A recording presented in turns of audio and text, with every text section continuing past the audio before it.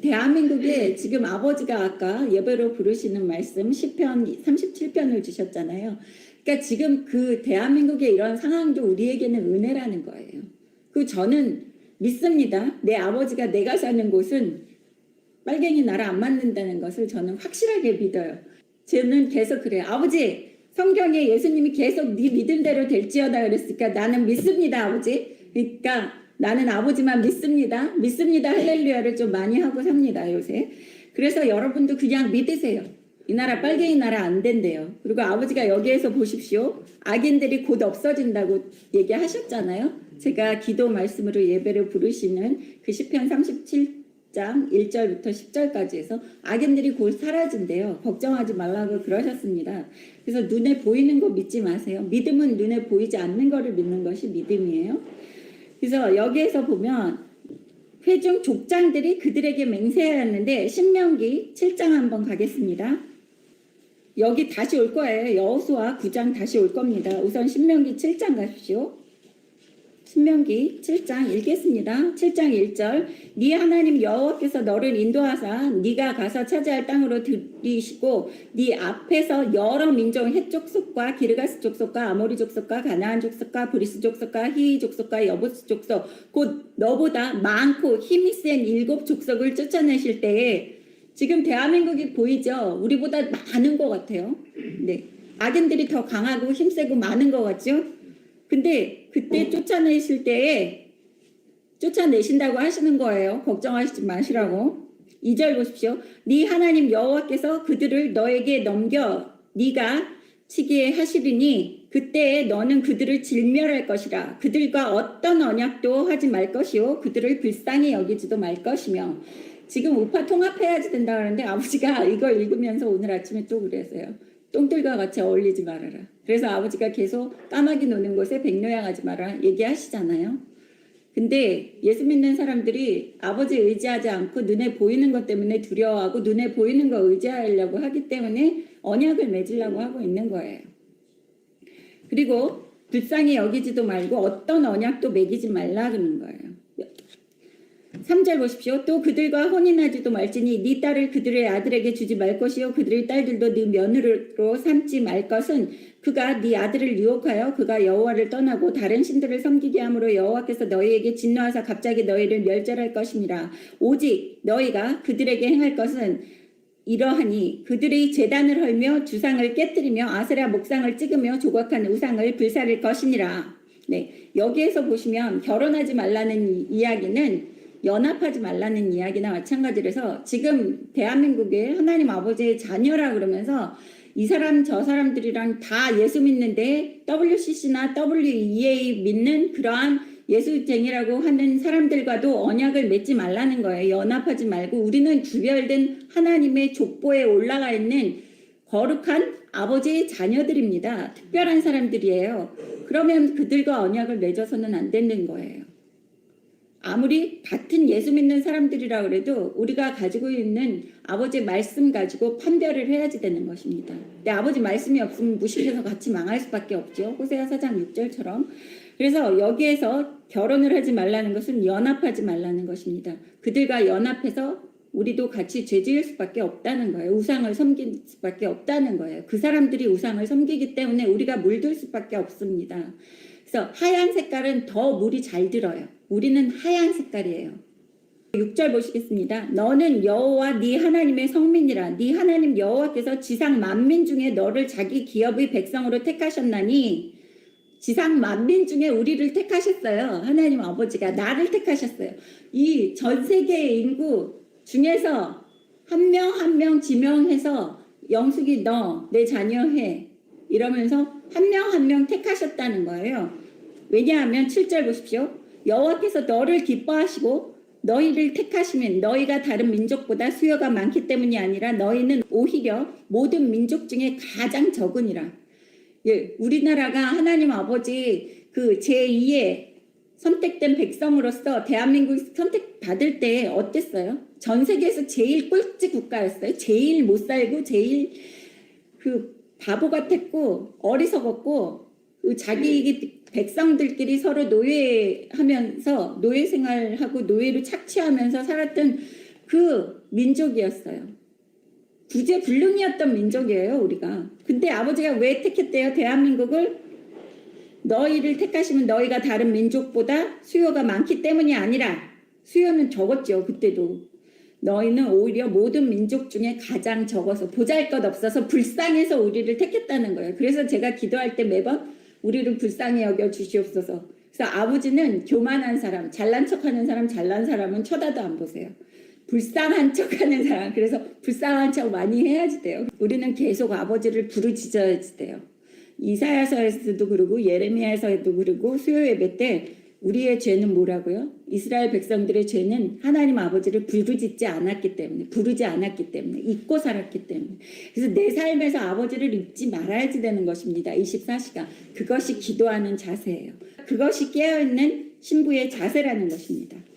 그래서 가장 불쌍히 보였기 때문에 선택을 하셨다는 소리예요. 우리 대한민국은 가장 작은 민족이기 때문에 그랬기 때문에 우리를 택하셨고 나 한 사람 한 사람도 내가 불쌍히 보였기 때문에 그리고 내가 하나님께만 매달리고 의지할 곳이 없다고 고백을 했기 때문에 그래서 여러분 한 사람 한 사람 나는 의지할 거 아무것도 없습니다. 내 하나님 아버지밖에 나를 도와주고 나를 구원해 줄 사람은 아무도 없습니다. 그 누구도 의지하지 않습니다라는 고백을 하셔야지 된다는 것입니다. 8절 보십시오. 여호와께서 다만 너희를 사랑하심으로 말미암아 또는 너희 조상들에게 하신 맹세를 지키려 하심으로 말미암아 자기의 권능으로 손으로 너희를 인도하여 내시되 너희를 그 종되었던 집에서 애굽 왕 바로의 손에서 속량하셨나니 네 뭐라 그럽니까? 8절에 두 가지 종류가 있어요. 구원하시는 이유는 하나님이 우리를 사랑해서 여러분 한 사람 한 사람 사랑해서 자녀 삼는 거 아니면 사랑은 하지는 않는데 아버지가 중요하게 여기시는 것은 조상들과 한 맹세를 지키시기 위해서. 예. 근데 감사하게도 우리는 나약한 족속이에요. 근데 우리 조상들, 우리나라 대한민국을 건국했던 그 우리 조상들 있잖아요. 선조들, 이승만 대통령부터 시작해서 대한민국을 건국한 사람들이랑 같이 그 언약이 있어요.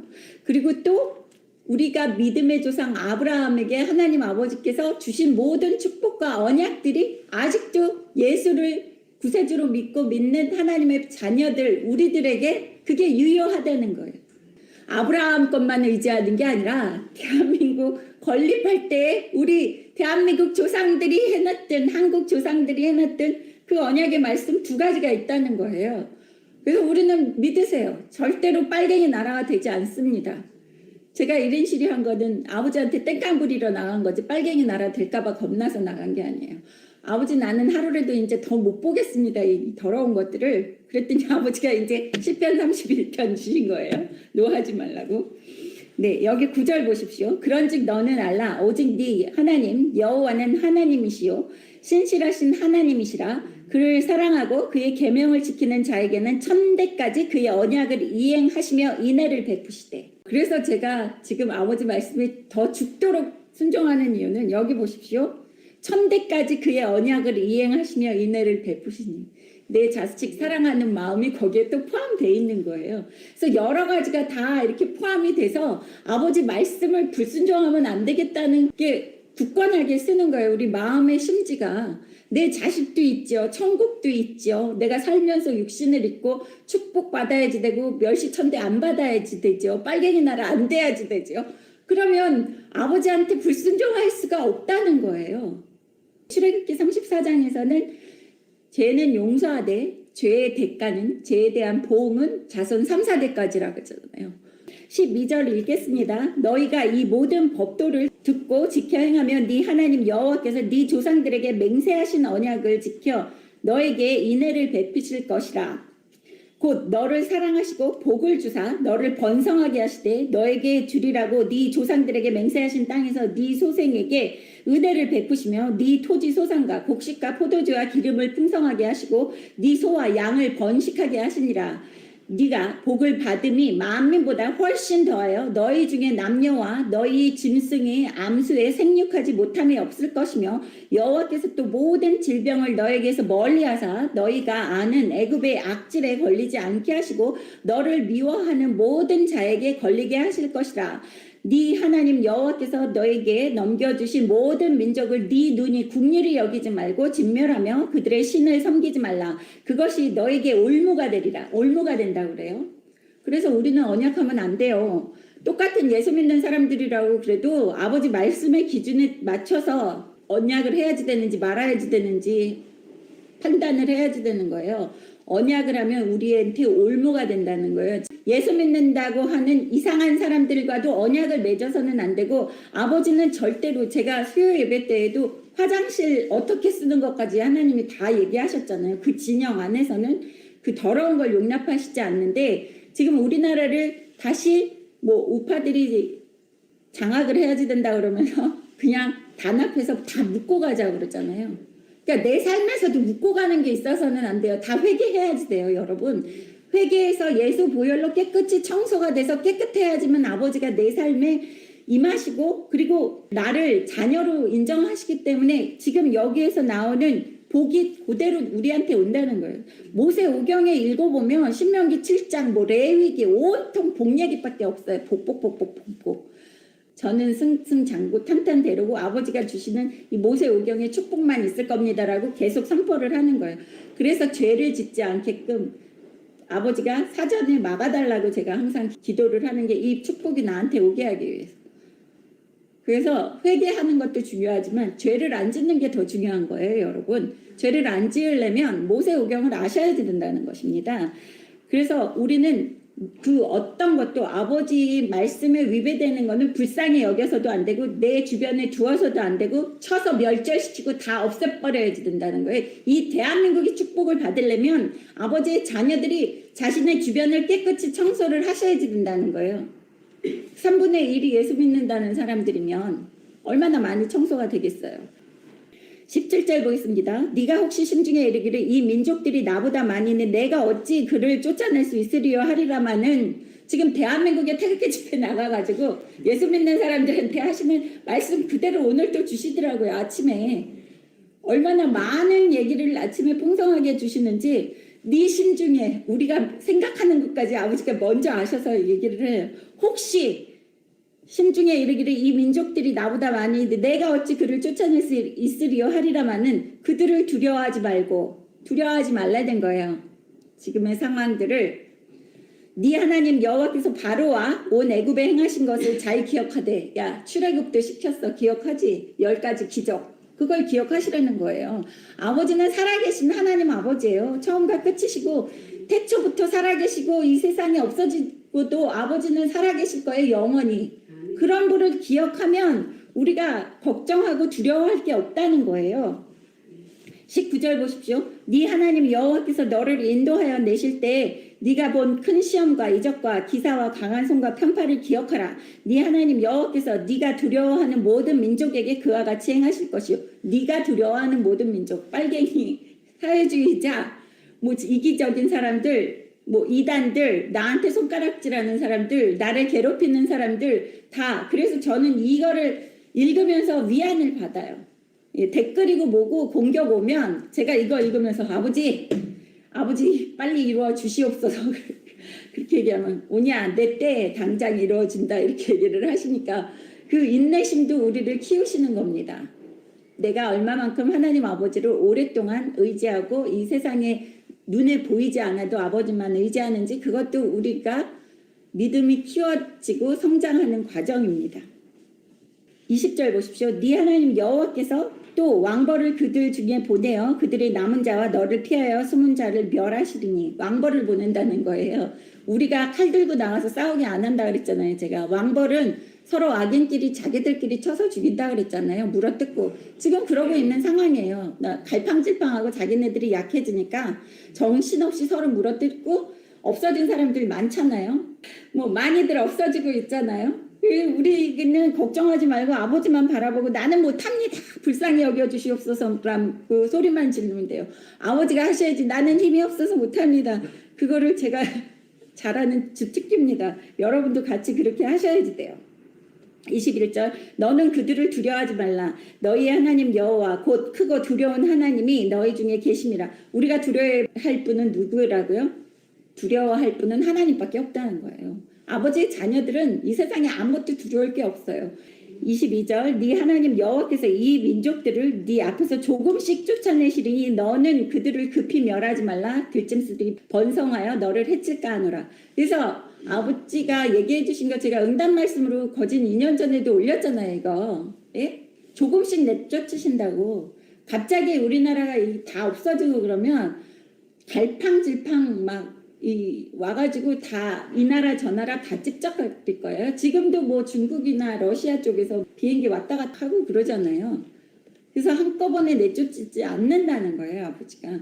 우리 주변에 살면서도 내 주변에 나를 괴롭히고 있는 그 사람들도 아버지가 알아서 아버지 때에 차츰차츰 물러나게 해주시고 멸절시키신다는 거예요.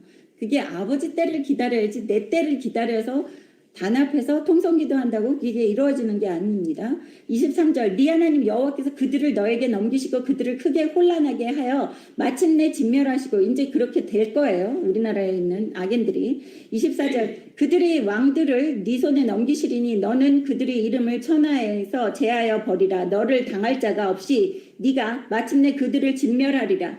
다 대부분 다 파는 아버지가 다 깔아놓으시고 청소는 해주면 마지막에 누가 등장해요? 아버지의 자녀가 등장해서 네가 그들을 다 청소하고 너를 당할 자가 없이 내가 너를 강하게 만들어 줄 거야 하는 거예요. 지금 대한민국의 아버지의 자녀들에게. 그러니까 두려워하지 말고 아버지만 섬기라는 겁니다. 25절 너는 그들이 조각한 신상들을 불사르고 그것에 입힌 은이나 금을 탐내지 말며 취하지 말라.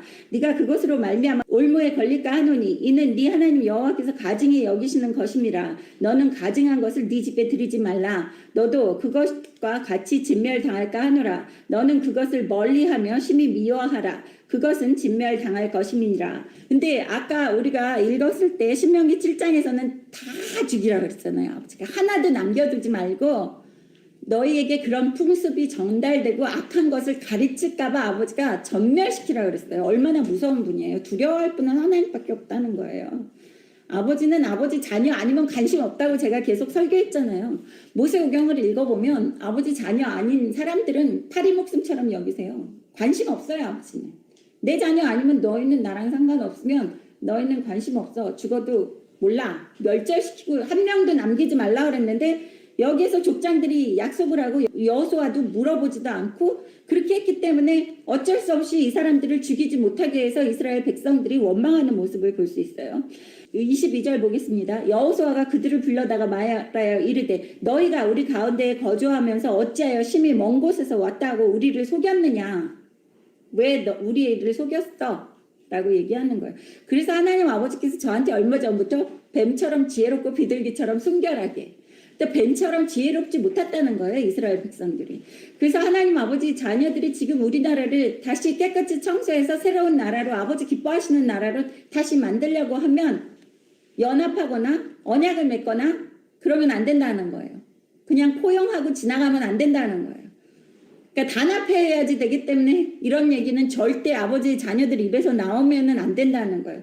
나 혼자서라도 여기 이 나라를 청소할 수 있어라는 마음을 나 혼자가 아니기 때문에 누가 해줘요? 아버지가 다 해주시기 때문에. 그래서 두려움 없이 강하고 담대하게 쪽수 보지 말고 나를 믿고 의지하라고 하나님 아버지께서 이야기해 주시는 겁니다. 23절 그러므로 너희가 저주를 받나니 너희가 대를 이어 종이 되어 다 내 하나님의 집을 위하여 나무를 패며 물을 깃는 자가 되리라 하니 그래서 종으로 만들어 놓은 거예요.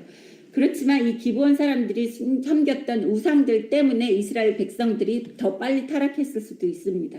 이스라엘 백성 안에 있는 외국인들이 많이 있었다는 것을 이렇게 알 수 있습니다. 24절 보겠습니다. 그들이 여호수아에게 대답하여 이르되 당신의 하나님 여호와께서 그의 종 모세에게 명령하사 이 땅을 다 당신들에게 주고 이 땅의 모든 주민을 당신들 앞에서 멸하라 하신 것이 당신의 종들에게 분명히 들림으로 당신들로 말미암아 우리의 목숨을 잃을까 심히 두려워하여 이같이 하였나이다.